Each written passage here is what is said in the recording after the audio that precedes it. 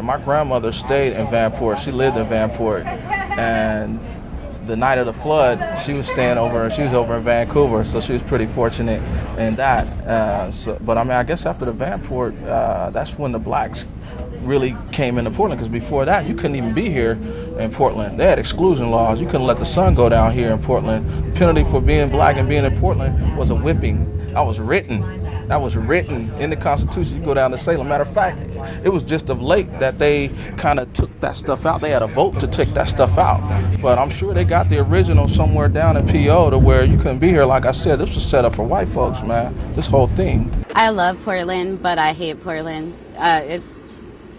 It's kind of a love-hate relationship. I think it's definitely hard. I would say probably for young black men, probably have it pretty hard in Portland. And, you know, it's just like getting on the bus in the morning, you know, at 7 o'clock when everybody's going to work. You see like maybe one black male on the bus, maybe.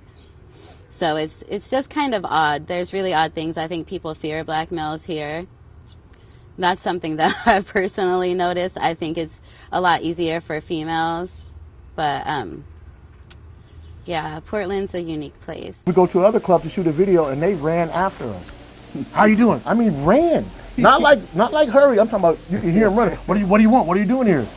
We want to meet with your manager, talk about shooting a video here. For what? Shooting a video here. Now, we do a lot of business in Vegas and stuff like that. The thing about Vegas, it's about the green. Mm-hmm. You don't go, getting something done in Oregon is so hard just because of the color of your skin. It doesn't make any sense. You go somewhere else, Vegas, Seattle, you're doing business. If you want to do a concert, you go in there, you sign your papers, you give them the money. In Oregon, it's always some kind of racist bullshit.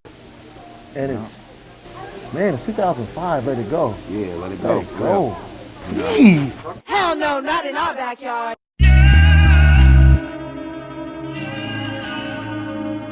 This country has a serious prison industrial complex. Police brutality in the black community, you know, goes way back. After slavery, there were the petty rollers. They have fugitive slave laws. And then you have a situation where you have white males who, you know, don't know the black community. They become, you know, get a gun and a badge and unfettered discretion. And ultimately, in a black community, you know, where they're afraid and see all these images of black males, and then there's a bad mix because they have a gun, they have a license to kill, and ultimately they do. The police, they're trying to do their job, but they're overdoing their job. And sometimes when you have a weapon, you will overdo your job. And if you overdo your job, that's going to cause some things, especially in the black community. It's going to cause some hard feelings between the citizens and the police department. There are some good police officers on the police force, but still and yet, I think you have some police officers who really shouldn't be on the police force because they're about control. They don't know how to relate to black people, or they don't know how to relate to individuals, period. And some are just overly aggressive from the time they may pull a person over or to the time they first have contact with a person. Let me touch my child's face without having to look at them from behind glass. Because shatterproof glass distorts the faces of families and of strangers, and it mutates my face into a mask of rage. And when that happens, Attica, Attica, Attica! Till my ghetto children be strong and fight through it. Kendra James Perez, those are the two most recent police murders of black people. Breathe, surrounded by a circle of thieves, taking orders free, breathe. The struggle is deep, the mind to the challenge. The most recent one was James Jahar Perez, who was shot down and he had no weapon. The police pulled him over for a routine traffic stop. You know, a taillight was out, or he didn't signal within so many feet, something really arbitrary. And within 25 seconds of pulling him over, he was shot and dead. I hate you. All this abuse, so all they know was abuse. They made a judgment right away that he was a threat because he was a black male, and they took him out as soon as they pulled him over. I'll be prepared for the bounty on my head. To the mountains I have fled, for the things that I have said, with matches, a carbine, some powder, and some lead. Thinking about the life that I once led. Comparisons to terrorists are expected. Although what made Dylan Klebo, Muhammad and Malvo reload and blow people away, and what I say when I flow are not necessarily connected. Fucking arrogant European American, ignorant Aryan barbarian, perpetuating hate. Protected by semi-automatic firearms, systematic barriers, and pepper spray mace. Coward patrolling the hood, power tripping off of control when you should invariably be held accountable without fail. Bailed out by routine tyranny after shootings, hearings clear any charges the public brings. Looting's hardly the answer, but neither is the way the government does things. Recall the Panthers and overstand the system's not insurmountable as our suffering upholds the luxury of those in control, the powerful. It's disgusting. Most of those I roll with in custody are on parole. The rest of us trustees on the payroll are the old boys harassing us, arresting us, oppressing us, aggressively prejudiced. Just to let you know I'm not a pacifist, I'll destroy a predator. When your back's against the wall and common sense dictates self-defense, my body won't be all that falls. Survival's against the law when you're black and it's time to brawl. No justice, no peace. I don't trust the police. Our blood runs through cold streets, so you get no love. And don't think you're above the laws of nature because you got badges, billy clubs, handcuffs, and whole heat. God understands us. The fascists won't eat when the people decide to defeat the feeble-minded evil that used to hide behind white sheets. Don't like what you hear, I'm not scared, I am prepared. I'm ready to fight for my life and my rights with all my might. All day, all night, all year, all year. And I'll be prepared for the bounty on my head. To the mountains I have fled for the things that I have said. With matches, a carbine, some powder, and some lead. Thinking about the life that I once led. There's automatic, predetermined, stereotypical thoughts that the officer has when he walks up to an African American man. He's thinking some things, and he's going to act them out without saying them. So the police officer with a gun automatically is in fear of his life the minute he walks up to the car. They use that as a camouflage to, I was in fear of my life, that's why I shot. And they hide behind that time and time again. The question is, who do they shoot first, ask questions later of, and who do they actually, like, you know, wait it out? Like, a white man had a gun out in downtown Portland. He got a standoff. But, you know, we don't even have to have a gun and we get shot down. But the verdict is always the same. Guilty. It's hard to breathe, surrounded by a circle of thieves. Taking orders free, breathe. The struggle is deep.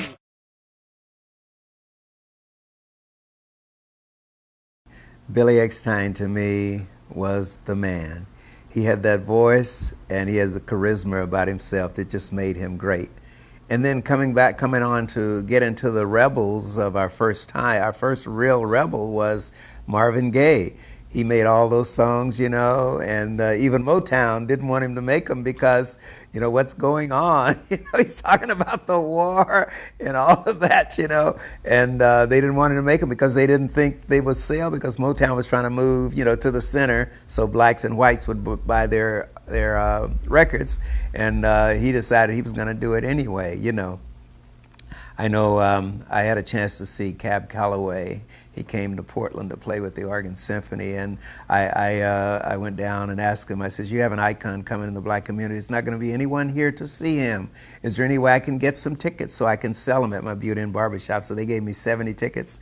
I sold the tickets here, and we all went down. So it was at least 70 black people there to see him. And to see Ray Charles come to town and do his job, do his thing with the Oregon Symphony, you know.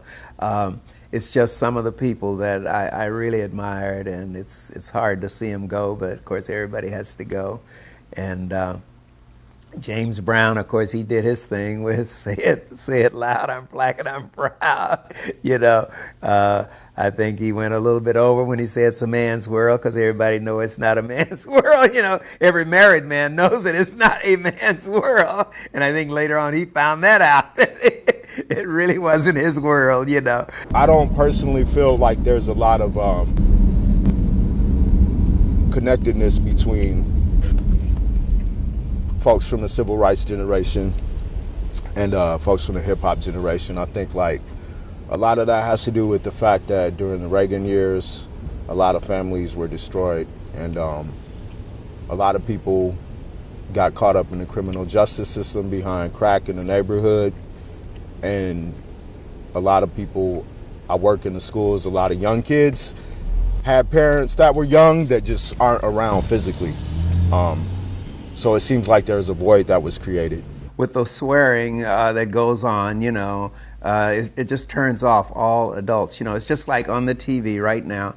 They have one that's saying just a word that I don't know, I don't approve of hearing. If I have some church ladies in, and when I hear it, I have to walk over and turn off the television because it comes through the TV through satellite. And if they would just tone it down so that everyone could listen to it, some nice rap, you know, with a nice beat without all the swearing. My. It seems like you have to swear, or you have to be shot 6 times, or you have to been in jail in order to be a rap artist. And it shouldn't be that way. It should be just music that everyone can listen to. The thing that I'm worried about is when they get to be my age, what music are they going to listen to? They won't be listening to hip-hop in those ages, and they're going to miss out on a whole decade of music, maybe 2 decades, because they just the music just won't be appealing to them at 70 years old. Oh, come on, it's Dolomite. You know what I'm saying? There's there's a list of name of artists. Yeah, Millie Jackson. You know what I'm saying? I mean, so I'm not buying. Blowfly. You know what I'm saying? In the church, because they don't rightfully realize the power of hip-hop, they sometimes shun it, which means they shun the youth, because that's their means of communicating. So as a means, how do you create a venue whereby youth can communicate and express themselves while yet maintaining the sacredness of a service?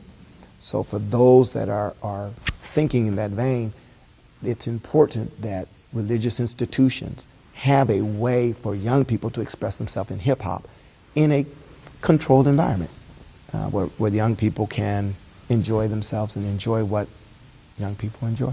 Best friends, think about this, man. Best friends that we know, that we grew up with. Now you a Christian, I'm a blood, and we gonna kill each other. We grew up with each other. Yeah. Pee-wee football, Pee-wee baseball. We done kicked those. But now I wanna kill you over snot rag. Come on, man. That's some stupid shit. Use my language. That's I just really can't. That's why all my whole enemies, man. You know what I'm saying? Man, still start to stuff. You know what I'm saying? I was just making all over the page. I want this music. I want this money, man. But just don't push it. Just don't try it. That's all it is. Ladies and gentlemen, welcome to the. Mac Dre has been probably the most influential artist that have come. Rest in peace. You know, anytime you put the Thizzle dance on, pack the floor out. Your boy E40. He's definitely picked up Cool Nuts and showed him some things. He's come through the town. He's social when he's around here. He's not like, I'm celebrity, so stay back. He's like, how can I get involved and help y'all push your thing? And he stuck by that for years, still around. Mentions us, comes up and works with artists here, and artists go down and work with him from here. And then also the other one I may want to mention is Raz Kaz and Mac Dre, of course, rest in peace with him. There was a time where a certain area of Portland just got turned out basically by Vallejo, the Bay, Oakland, LA, what have you. You know, it was the early 80s, and then again it happened again in the 90s. You know, and really all we were trying to do is just protect our city.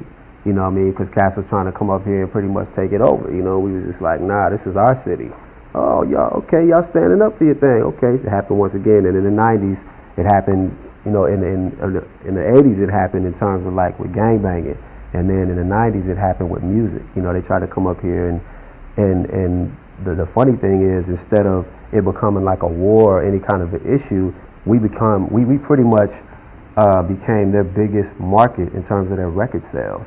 And in turn, Portland artists were able to go down to the Bay, and they pretty much just gave the love back. And then same thing with LA. And that's kind of how, you know, that network, you know, has allowed us to be able to, you know, leave, get out of the city, get off your block, you know, not just perform, you know, in the basement or at a house party, you know, which has been a beautiful thing. For a while, there was a little bit of a battle and a gripe where Portland didn't want to necessarily always be linked to California, because that was all folks knew about Portland is, oh, y'all them folks right above California, or y'all them folks in between LA and Seattle. And that was all our Portland's identity was. And so you got a lot of MCs that try to establish a Portland sound. California's influence, I think they just have a signature West Coast sound that, you know what I'm saying, if you're from the West Coast, you really appreciate it. And so I know it has an influence, but still, you know what I'm saying, cats got their own flavor too, though.